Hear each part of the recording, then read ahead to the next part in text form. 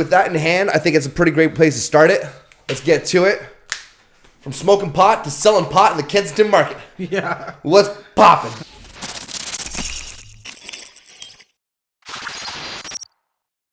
It's a weird world. You know what? It's Things are super changing. weird. Times are changing. From from a legal market to like being able to just like smoke on the back patio and then like go inside and vaporize, where now that's non-existent anymore. Unfortunately, yeah. And even just being allowed to like sometimes tell people, yeah, you can smoke inside today. Like it was up to us really. If it was a dead day, too cold outside, rainy, we could like pleasure the customer. Which is like, yeah, you smoke inside today. It's all good. We'll open the door, air it out. Yeah. Now it's all against the law. Yeah, which is what it is. I think that's it's what led to being able to sell it.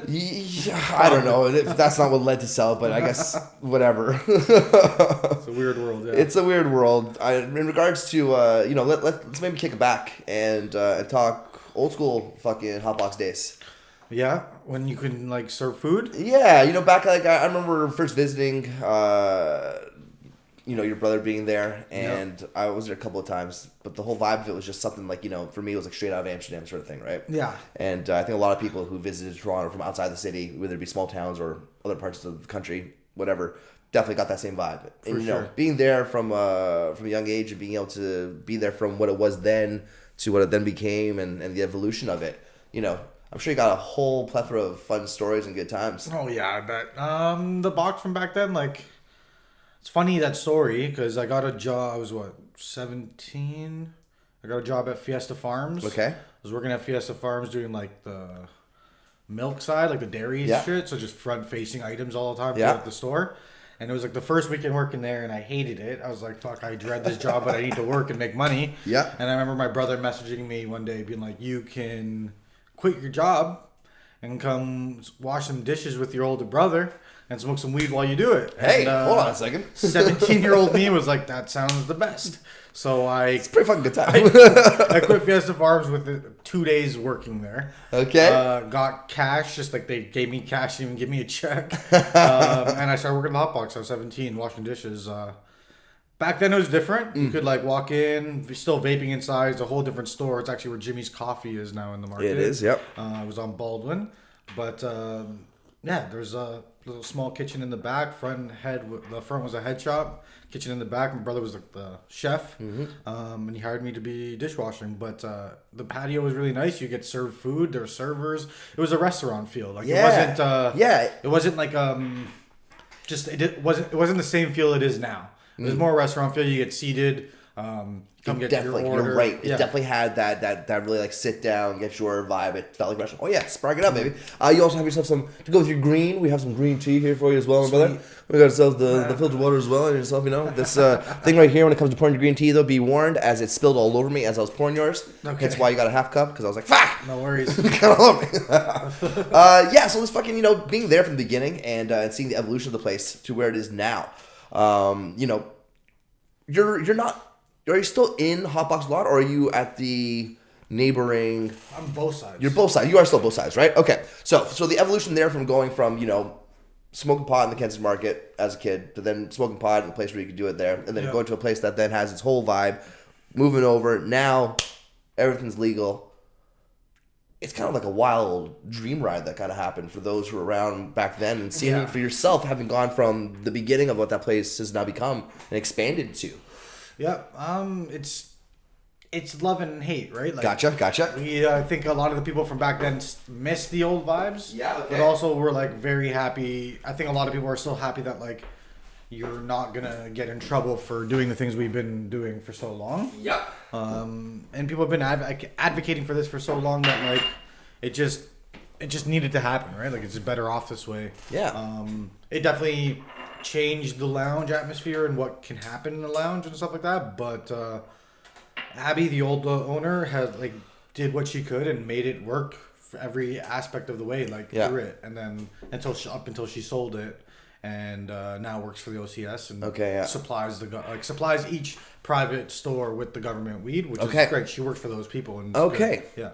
So do you still have contact with that? She's still around then? She's still around, yeah. Awesome, okay. She still comes by the Hotbox and says what up. All right. Shows the love and nice. Buys some stuff every now and then. But she also works for the people. So her buying stuff from us is just her just showing love. She doesn't have to do that. There we go. Yeah, awesome. Okay, so when it came to, when we first talked, when I was talking about doing this podcast and shit, I think you were in the process of going through the program to be allowed to be selling marijuana. Yeah. And the lessons that you needed to learn of how to properly, tell me a little bit about that. Because I understand with alcohol, there's, a scary downside of wanting to keep someone's tolerance. And yes, wanting to worry about somebody going for, drinking too hard, they're driving, blah, blah. What is that with marijuana? I have no idea what to expect. No, but what is it about? What's is it basically a smart serve for selling weed? Yeah, so it's called a can cell. Okay, there, yeah. Tell me about that. So it's essentially like a smart serve for weed. So a can cell, they teach you about the federal, provincial laws, what regulations they put into action, like how much milligrams edible could be per packaging. Okay. How much you can buy at once, how much you can... just like a bunch of different things. Like they definitely regulate it, and they teach you like I would say like the standards about weed. So indica, sativas, edibles, concentrates, the different concentrates there are, how to ingest, how long it may stay into your system, and they teach you how that cannabis is. It reacts differently to everybody. Okay, it's all depending on the person, right? Like I could. Take an edible, and it could affect me within the 30 minutes. Or I could take an edible and it doesn't affect me at all. It can not affect you. It could affect you very little. Yeah, exactly. Yeah. It could take, and each person is different in that sense, right? So it's like. So then, what it is it kind of like because I'm forgetting the fact that you're not exactly in a bar situation anymore like the Hotbox. You're not selling pot at the table, telling them about it necessarily. It's more so they're bringing it home, right? Yeah. Well, it's two different sides. So two different sides as well. Okay. 204 and then 206. So it's like one side is just cannabis, and you can't there's no connecting door to the lounge or anything. Gotcha, so you have to leave the property, go to the other store. Okay. The accessory side's in the front, and then patio in the back. Patio in the back. All right. Well, when it comes to dealing with clientele, you've been in that business there, dealing with what is to a certain extent a tight knit community of Kensington Market people, right? You have obviously tourists and stuff that come through there as well, but there's a heart of Kensington Market that you and your brother have both been a part of for years upon years. You see people in the market that you recognize for I'll see somebody and I'm like, I know that guy. And I'm like, I know him from the old Hotbox. And that's a saying, because it's like, not everybody that used to go to the Hotbox still comes to the Hotbox, but they have this underlying kind of respect for it. It's been such an institution in the market that it's kind of like keeping the market vibe, right? Like everything changes, a lot of things change in the market constantly. And Hotbox has been there for 20 years, so almost 20 years.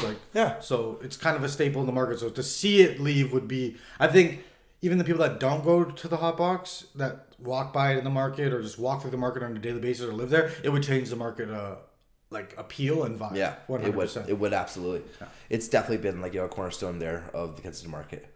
All right, let's keep it Kensington. What's your favorite place in Kensington Market, aside from perhaps Hotbox and the vibes you've gotten there? What place really stuck out to you over the years? A few places, to be honest. There used to be Casa Coffee. Okay. Not anymore. Okay. It's now Best Istanbul, which is great food. All right. But Casa Coffee was a big staple. They did coffee to ice cream to candies to all that type of stuff. Other good spots that are in the market right now, Seven Lives is great tacos. I think the market is just so much food options that most of the places that I'll probably name are food options. Yeah. And it sounds like that's what I think of when I think of the Kensington Market. I mean, I guess you are right, there is more than just food and grocery there, but I like the I don't really shop at a lot of the clothing stores on Augusta too much, but the thrift shops in the market are amazing. Yeah. There's these guys named Retro Heads just down the street on Augusta, and they're there for I don't know how many years, but they're good. They have a lot of vintage clothing. There's tons of vintage clothing in the market. It just depends, really, man.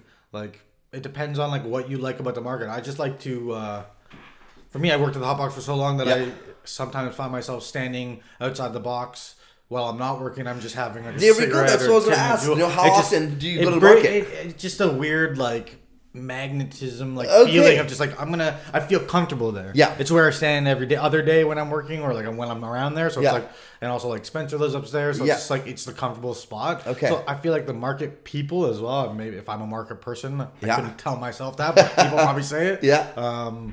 Each people have their own little area in the market, so like it's a different like vibes in the market. Okay. You can go like a block away from it, and it's Yeah. a different vibe. Different vibe. So, like You're right. like St. Andrew and Kensington Street is like where like the old punks hang out. And, Yeah. like it's that's such an OG corner Yeah. they've established for themselves, and they're great. Like I know some of them, but like it's just like the different vibes in the market is great, and how everybody kind of.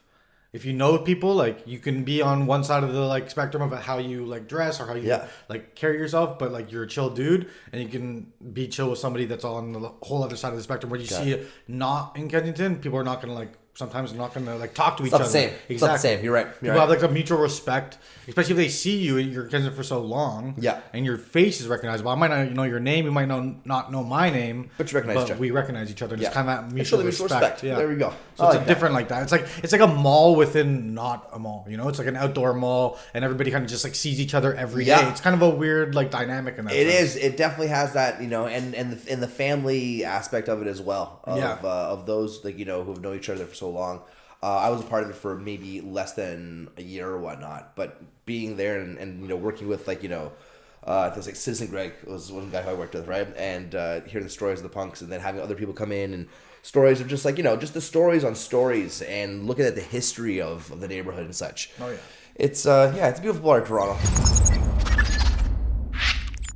I'm weird because I know a wide variety of the city that people are like, oh yeah, you know this area? I'm like, I actually do know that area. Yeah. And I can like name something in that area. They're like, what? Wait a second. Yeah. Like, and I say this like anywhere from like west of Yonge to like all the way like just like Kipling Station past Kipling. Yeah. Like I'm never gonna get lost ever in my life. I love that. That's the thing is like having someone like that who knows what it's like to live in different huge areas of Toronto and having that wide spectrum of it, you kind of like get this feeling of it's not as big as some people think it is. You know what I mean? No, yeah. It's just like it feels like it's kind of got that going on sometimes. Growing up in Etobicoke, like when I was in middle school and high school, like it felt so big. Yeah. Because like you're out in like like rural, like suburb sense of like Toronto. You're still Toronto to Etobicoke. You're not like you're like a hop skip away from downtown, and like but it felt like we were so far like out of it. Yeah. You're in like these like weird like little small neighborhoods, and then your high school's in this like near like the like main street in like Etobicoke, whatever, like Islington Station, but like it's and then knowing that like my family's from downtown, or like I grew up downtown and I know it so well. But it's like it's just a different vibe. Like you feel so secluded out there. Yeah, it's a completely different vibe, and I guess like having that balance and being able to see both sides of it for you, that must have been pretty good. Yeah, I love that. I actually like Etobicoke. Like growing up there, it showed me how, like it was very quiet compared to like downtown. But then when I came downtown, I also like you grew to it's the grass is always green on the other side. You got it, buddy. So it's like you got it. You enjoy it while you don't enjoy it while you're there, and then you're like not there. You're like I enjoyed it. I think that goes with life, right? As you get older, you got it. I think looking at different areas of Toronto, I spent time just beside like the Etobicoke for a while, and just like the difference in like air quality. It felt like and being by like, the Humber River and just like the High Park. You live like right Old Mill, right? Yeah, you live. I used to go to Old Mill Station and take the bus down into Park Lawn. So I lived like there you go. My grandfather's house is still like on Queensway and like in between Stephen Drive and Park Lawn. So like. That was my area. Like I grew up in that area, and that's a little weird area too because it's like you have Queensway, and like a bunch of houses, nice houses. Yeah. And the further you go up, like Park Lawn or even Stephen Drive, if you know it, it's like a very hilly street, and it leads down. It used to lead down to this plaza. I think they knocked it down and made it like condos now. Okay. But that area is very like apartment building, but not like cooperative like housing. But it's like all apartments and like all like. European, like Albanian, I know which area you're talking about. It's got like so many different neighborhoods all within that one crazy. area. It's like little cul-de-sac streets that like go into a corner with all buildings on that totally street. different. Each one's different. Yeah. Like no houses in like a certain area. It was just all buildings. Yeah. You go down any street and just apartment building, like small little buildings. Yeah. So it's like an area. So it's like that felt weird too. Like because you go and it's like in the middle of like. Bloor Yeah. and Queensway, and it's just this little it's this little area there, quadrant. Yeah, And then on the other side is all rich houses, like Old Mill houses, Yeah. Prince Edward, street houses, and all that stuff. So Yeah. it's like very big and like very nice. So I feel like it's crazy how that happens in the city a lot. When you think about growing up with your parents and having been on your own now for a while, what traits of theirs have you noticed in yourself that you're just kind of like, oh, didn't really notice that? Yeah, I don't know. It's weird. Like probably, like definitely some of my dad's like stubbornness and temper. Okay. When it comes to some things. Yeah. And then like more late, and then sometimes it's like the laid back, just like my mom, just like I don't really give a fuck. I'm just doing it. A little bit of balance there. A little bit of balance. But I like that. Yeah, it was like growing up is definitely for me not a touchy subject, but it's a long subject. It's a long subject, all right. It's definitely a long subject. Well, you know what? We touch on that another time then, Yeah. all right? Yeah. All right. Well, it's up to you. If you'd like to share. I'm easy. Yeah. I just don't know how like.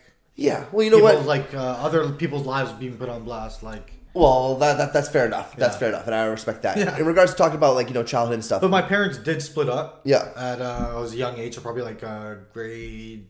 They split up. They were on and off. Yeah. But they split up for the last time probably when I was in grade 6 or 7, and that was like I remember asking my dad. I was like, "Are you guys gonna get back together? When is mom coming back? Because they've done this before or whatever." Yeah. And he was like, "It's not happening. Like she's not coming back. We're done." You know. Yeah. Like, and my dad did the right things. My mom moved back to my grandmother's house. Yeah. My yaya's house, Dufford and Bloor, but like there was not really the house was like falling up. It was an old house. Yeah. And my dad renovated one full room. Yeah. And made it like the nicest room in the house. Gotcha. For my mom. Yeah. He didn't have to do that, but there we like, go. That's the mother of your child. Yeah. That's also someone that you were like with for so long. You Yeah. still love and care for her. Yeah. Whether or not you're ending the relationship, both Yeah. of you guys mutually. He like took care of because she couldn't do that for herself. That's beautiful. So, Well, let's look at the perhaps more fun aspect in regards to having two different cultures as backgrounds as well, absolutely. right? Now, something like that, how was it growing up that way and having two different homes and two different cultures in regards to, perhaps different very- celebrations, food, and stuff like that? very diverse. Okay. I feel like at a younger age, I didn't like the Guyanese Okay. food as much. All right.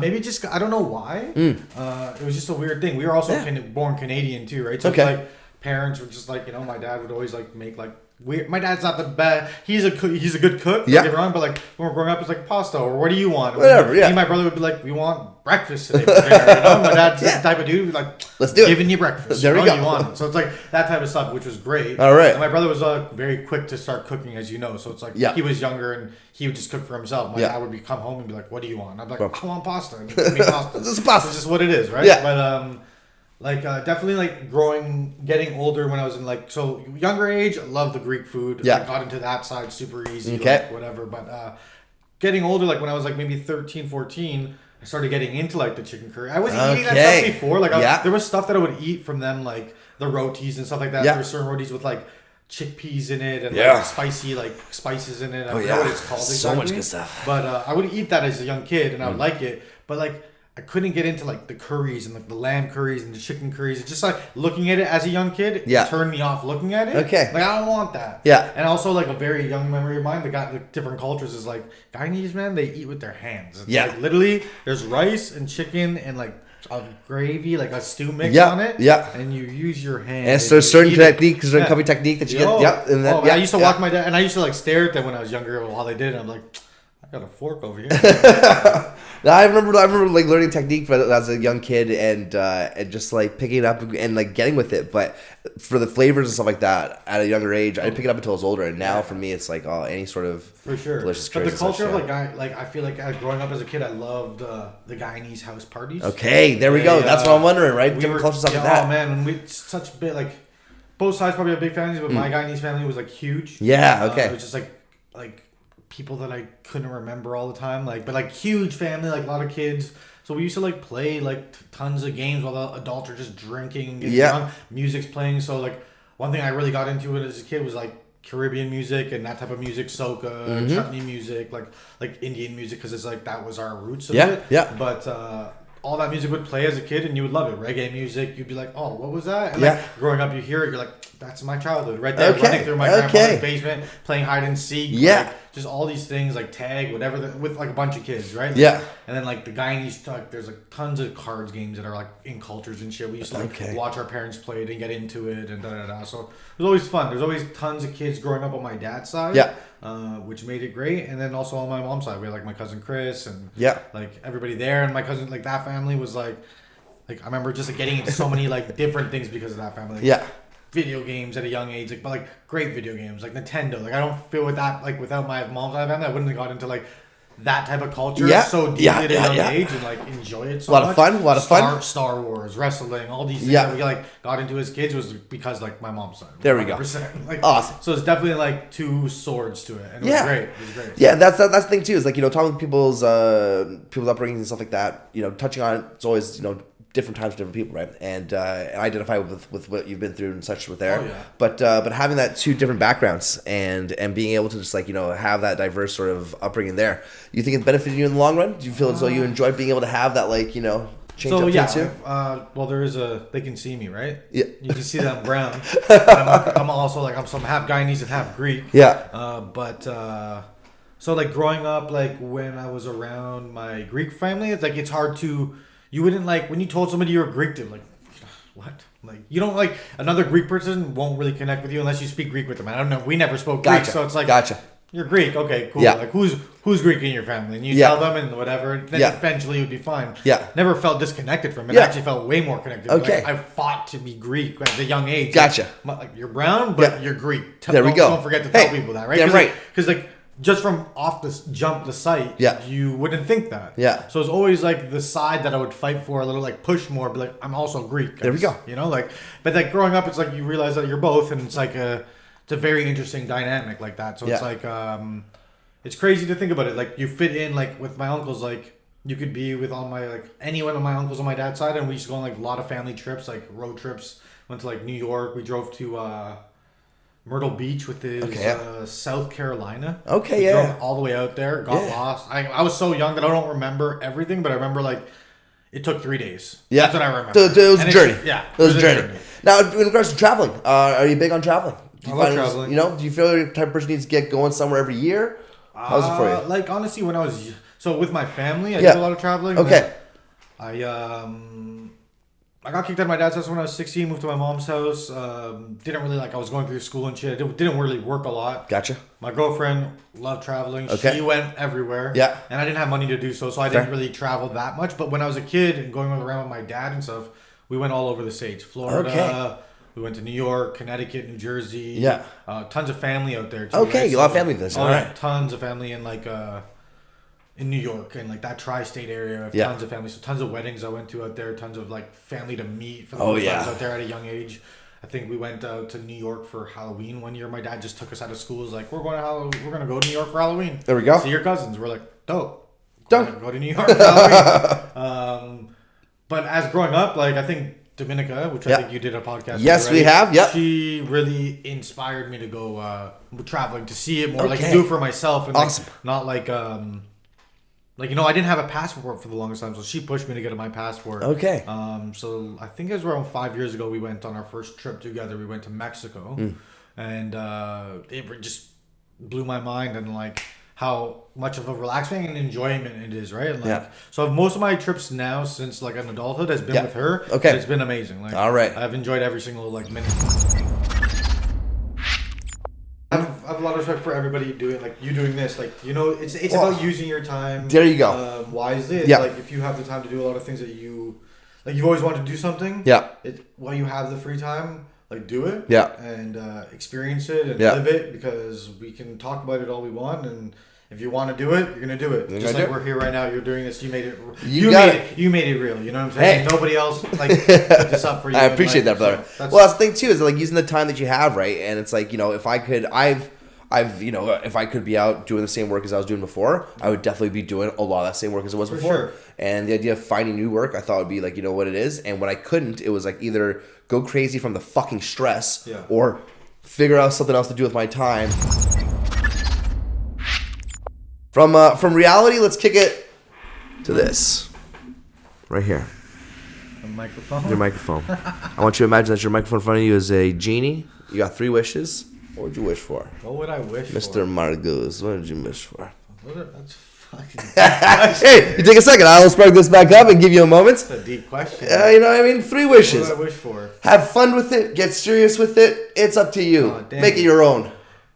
What would I wish for? This is like a fucking pageant where I should like say like wish for world peace and stuff. Fuck that shit. Fuck just that asking, shit. Just ask, you know. World peace is overrated. No, I'm joking. No, definitely not. I'm joking. But we're gonna be selfish with these wishes. Have fun with it. Yeah. Have fun with it. I think, Here. I would wish for like as like my inner kid comes out. I would wish for some type of superpower hero. All right. Like some type of superpower. I would have to think about that more a little depth and what I would maybe flying. Just as a man, just being able to jump up and fly. We're going first wish. Flying. Yeah, flying. Boom. That's my inner kid coming out of me, and then my inner stoner coming out of me would be like to just be able to like, imagine a strain of weed, and then like imagine the amount in my mind, and it just pops in front of me. I think my thing is just gonna be a lot of powers, I like this. I grew up definitely loving like didn't read a lot of comic books, but definitely loved all like Marvel, cartoons, DC, comics, whatever, Batman, movies all that down. So So it's like I feel like a lot of my wishes are going to be like kiddish in that sense. Hey, ain't nothing wrong with that. I like that. I like that angle. Let's go for your third one. And then to be greedy, just be like rich as fuck. All right. Be able to live my life and not work anymore. I don't know. Those are pretty basic wishes, but I feel like there's a lot more I would wish for. You cover your bases there. You got yourself some some fun. You got yourself some cash. The cash you can use to be nice and help family and stuff like that. 100%. Sure, whatever. I don't know. Those are some basic ass wishes. I'm sure you're gonna get some. If you ask more people, you're gonna get some better answers. You know what? I like that you initially were willing to go. Hey, do you want the expected world peace from me, or do you want something fun? Yeah, well, that's the reaction I'm looking for. I don't know that question is like the minute you asked me that question, I literally thought of some beauty pageant world peace. It's not like generic. Like this is what the people want. All right. Well, you know what? Let's go from talking about these wonderful magical world of wishes and into the world of fun times and wild shit. Wild shit. All right, what I mean fun times and wild shit is, you're part of the familia around here. Yeah. You're here for many fun talks. Oh, yeah. All right, so what I want to do is, pivot over from our last one into the fun, into the shit gum. You know what? Look at this. Instead of touching it on every fun fucking subject and anything like that, you'll obviously be back for whatever talks we have about that stuff. Let's talk about more so just the idea of entertaining wild and outlandish thoughts. Yeah. I feel like growing up and smoking weed with like a lot of these dudes that come around here and like all our good friends. Yeah. We've been through a lot. We've like done a lot of like stupid shit in our lives, like together and just like I think we all bring like a different personality to the crew, or it's just like whether it be we roast each other constantly. Yeah. And like sometimes that gets a little heated sometimes because somebody might be like, might roast somebody. Yeah. And you like stab him a little too hard. That person's like, hey. And you get back in the roast game. But that definitely was a definite big era. Growing up as well, like tussling each other, fucking wrestling with each other, all that other shit. But like that's just like boyish shit. Yeah. Like now growing up, like I feel like we get into more the mental tussles. The mental which is good. We talk about like a lot of different things, and it gets funny, and sometimes it gets heated, and sometimes sometimes shit's put on the line. But in that sense, like I feel like for most of it, we can like oversee it, but we still I would like to think that we all like respect each other's beliefs. Absolutely, I think you all do. I think you all do. To just be still friendly enough to be no, you're still my boy in a sense. Yeah. That being said, though, I'm sure I'm going to speak for myself. Yes. No. I think you're absolutely all right saying that on behalf of everyone. But I do know there are some certain fun subjects that will become a little annoying to you at times. Oh, and when it comes to discussing these, it's for myself personally, I look at it all as entertainment, right? Is it that you find it annoying because the idea of it's only entertaining for so long, or the idea of people blurring entertainment into possible reality? Because I think that's what obviously conspiracies are. It's like, that is it, is it a rumor, is it reality, me, like, whatever. And this is me, like, maybe, like, I'll say this and like you're like, oh, it doesn't matter about that. Like, I feel like maybe I'm not educated on a lot of these things. Like, neither am I, but go on, yeah. So it's like when these conversations happen, maybe I feel a little uneducated when people are speaking, where I'm like, you know what, I'm not going to engage too much in this. Yeah. Or I'm going to put my foot down in certain situations where I feel like I'm like, I can. Yeah. But with the unknown conspiracy, with those ones, I like more like it. Just I like to talk. I like to like think about them more. Yeah. The outlandish thoughts more of like talking to other people about it. Just like not open my mind, but just like giving into the concept of a what if. What if that's like this way, and what if that's way. Yeah. And it makes you think, and it kind of doesn't stress you out, but it like tickles your mind a bit. You're like, I can't do anything about it. I can't find out either, right? It's like the unknowns that we won't find out. Yeah. I feel it tickle my brain so much where I'm like, I don't know, it bothers me, just fuck it. Like,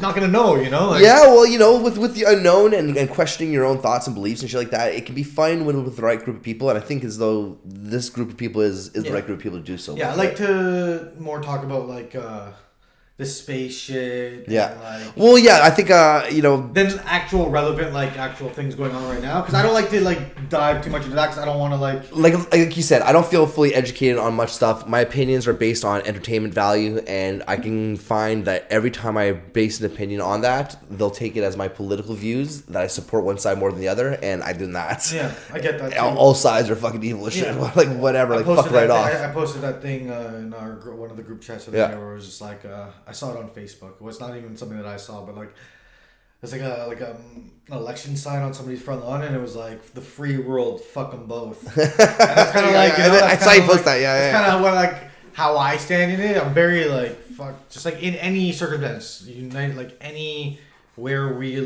any debate we stand in, whether it be flat Earth, if it's the left versus right, I'm dude, I don't give a fuck too much. Well, that's because it doesn't affect doesn't affect what goes on here in my home, in my day-to-day life. It's fun to entertain the ideas of these things, but at the end of the day, part of me just goes, well, you know what? I do understand that if these became true facts, that many people's realities would be broken and their religion based and all this stuff would be shattered. But does it affect me personally? No. I think even for me, I've said this out loud to some of the friend groups, and I think for me, whether or not any of these the unknown factors, whether fucking the world is flat or it's spinning or it's not spinning or anything, I don't think it matters to me. I think if that truth, let's say a truth did come out about that, whatever, I wouldn't give a fuck. Yeah. For me, I believe in science a bit. I do still stand by that. Yeah, fair enough. Not a bit. I do stand by it. But I like to tickle my mind a bit with the unknowns and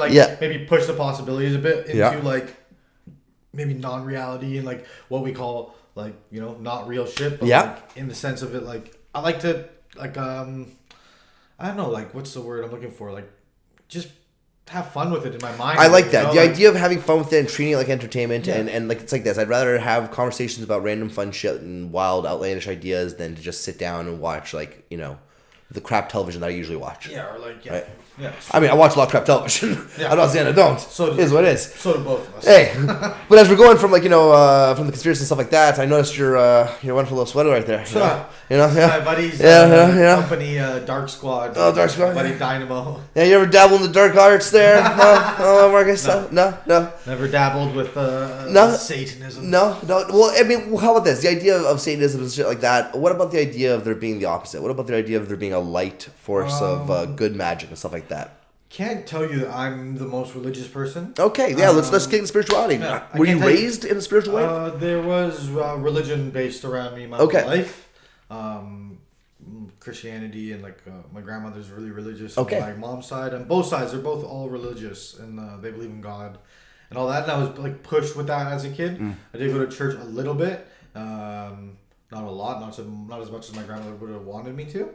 But I don't know. It's I definitely, at a young age, I would definitely like to believe that stuff. I remember this is actually a funny story. Me and my brother, if I'm on this podcast, bring this up to him, rewatch this enough to talk about this. But we went to and he knows this better than I do because he's older than me, but we went to this play, and it was all about the devil. Okay. And it was like the scariest thing of my life. Like I felt like I was so young. Okay. Watching this play, we were like sitting there in like a theater watching this play. There I'm on stage, and it's just this dark figure of like the devil, and like I just remember these red eyes, and like as a kid I was so fucking terrified of the devil. Like actually so scared of just from that play, not from like any of the stories told, but we got to like see this play, and it's just like very scary for me as a young kid. And my brother, I remember we were talking about this more recent, and like for me it's one of those memories. I'm like, did we do that? Like, was that a real thing? And he's like, we definitely did that. And we were so scared as a kid. And I was like, yeah, I was definitely terrified. But like, so in that sense, I think there's like was scared into us to believe it. It's like, oh shit, the devil's gonna come and get us, you know? Like that type of shit. Okay. As I get older, I think it's more about just being a good human being. I like that. So like really like in that type of sense, it's like the whole story of like Good Samaritan. Like that's part of the Bible as well. Like just being a good neighbor to somebody. Like I think it's just qualities of life that like being good to somebody will give you better than like, you know, it'll take you a farther way than like being a shit person. Yes. Right? And that's like maybe where karma comes around. I don't know, like that whole circle. But like, well, I mean, there's the whole idea of as you've you know, through religion, you'll be told the idea of heaven and hell at the end. Yeah. Then there's other religions and other ideas as well that I'm sure you're aware of. Yeah. What do you think happens though when it comes to afterwards? I would like to think. This is where we talk about like conspiracy and shit like that, and this is like the biggest one. I feel like in a lot of people's minds is like what happens after. Well, that. yeah. Well, the talk of the devil. Like, do you think there's a judgment? Do you think there's I would like to think. The person that the inner human in me that would like to think that we never die and we just keep going is like I would love to think that like I would die and be like something else, whether it be another person I'm born and I have no recollection of like my past life and I'm just like reborn into this next person and live a different life, or I'm born as like an animal or anything. Just like the recreation of that would be an amazing thing to be like actually true. I think that'd be like super sick, and magical, and like a weird like ongoing way. And I also think it would be fucking kind of dope to be an amazing person your whole life and be a good person and go to this so-called heaven that they've like they've like described to us, where it's just like this magical place of what you want and like everybody that's like you can conceive is there. Yeah. Like, you know, like who wouldn't kind of want that? Like when they describe you as a kid, you're like, I can be with all these dead people that like I think were amazing, like idols to me as a kid. Like like anybody from musical things. Yeah, for sure, like, for sure. You're in heaven and you're with these people just chilling. Just chilling. Yeah. Yeah, I'll do that. You know, if you died and you're like, well, bing, like you have all these options. Yeah. Like, you know, you die. Let's say you die and like all these options pop up in front of you. You want to be reincarnated. You want to go to heaven, or you're like. Fucking worship Satan. You want to go chill with Satan. Yeah. You have all these choices. Imagine it's just like you make your own choice, and then you pick and then you go do it. I like that. I would think that would be amazing. I think your message of saying, "Hey, why not spend this life just being a great person?" Wouldn't that be great? Yeah, I'm not. Always a great person. We're all all human. No one is. No one is. But to have that intention, but I think it's like, a beautiful aspect. I think just in general, like I don't know what's gonna happen. Yeah. I would hate, and it's the scariest thing. I think this is what everybody's scared of. That it's nothing. It's just death. Yeah. You know, I've talked to my grandfather. This is a pretty interesting thing. My grandfather's had many different heart surgeries, like triple bypass surgery. He had the worst like heart surgeries, like replacing veins because they're all clogged. Yeah. But he was clinically pronounced, I think, dead for like, I don't know, 10, 15 minutes. Whew, okay. Because they had to take out, his heart wasn't pumping. It wasn't that long. I don't know exactly how long it was, but maybe like 10 minutes, I would say. Still. But yeah. But I asked him, like, I was like, you know, more recently growing up, because like you ask, as you get older, you don't think about like, when you're a kid, you don't think about all the things you should like talk to your like elders about and just like things that they've been through and like their knowledge on life and what they went through. And as I get older, I like to ask them these questions. So it's like, I asked my grandfather, I was like, when you went through that surgery and you were clinically dead, what was there? Like, was there anything after there? Yeah. And he's like, well, no, it's just, I don't know. I woke up and it was just that. But it's like, is that like, and this is where it goes through some spiritual shit. Is that because they knew that, like, you know, in a spiritual world, they knew that it wasn't his time to go? It wasn't his time to go, yeah. So maybe when they're in some spiritual realm, it would be like, oh, we know you're going, and then now you get to see the light, or you get to see whatever is beyond the threshold of what our mind can kind of conceive, right? Yeah. It's weird. I love it, man. That was that was a good way to put it. I like it though. Like it's like the interstellar vibe. Like okay, yeah, like that fourth dimension, that wall. Okay, yeah. I would love I watched this thing about KRS-One and we talk about I can't really like I said, sometimes I feel uneducated when I talk about these things a little bit, but like I watched this KRS-One thing and he's talking about like your inner mind, your conscious, like when I can like say something in my head and hear that voice, but we don't hear it. Yeah. It's not actually making a sound. Yep, gotcha. But I can be quiet and I can hear my own voice. Yeah. And I can say something and hear it. And he's like, where does that voice come from? Where does that voice come from? Yeah. Yeah. So it's like, when I watched that, I was like, whoa, that's fucking, watch it like that, it trips you out. And then that's like the tickling of the borders of what is real and what's not. Yeah. What's like possible and what's not possible.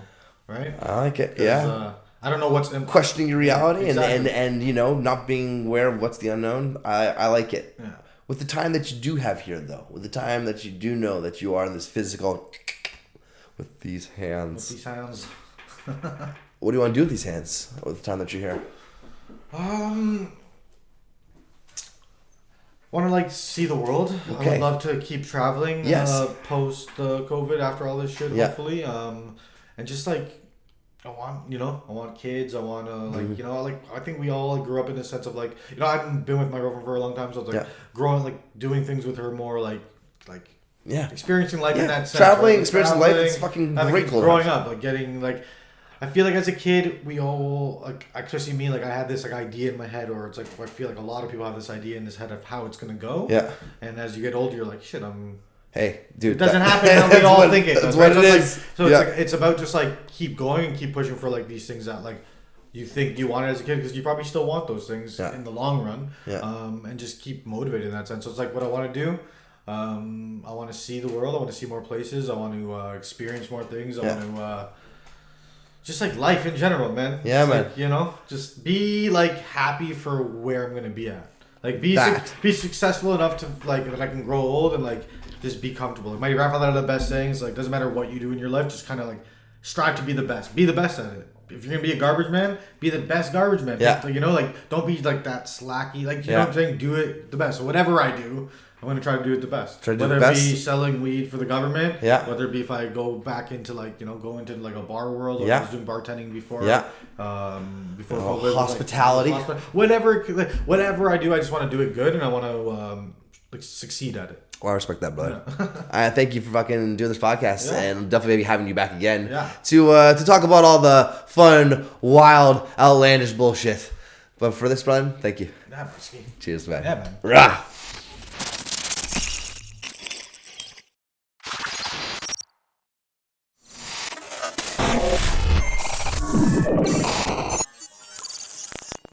It trips you out, and then that's the tickling of the borders of what is real and what's not. Yeah. What's possible and what's not possible.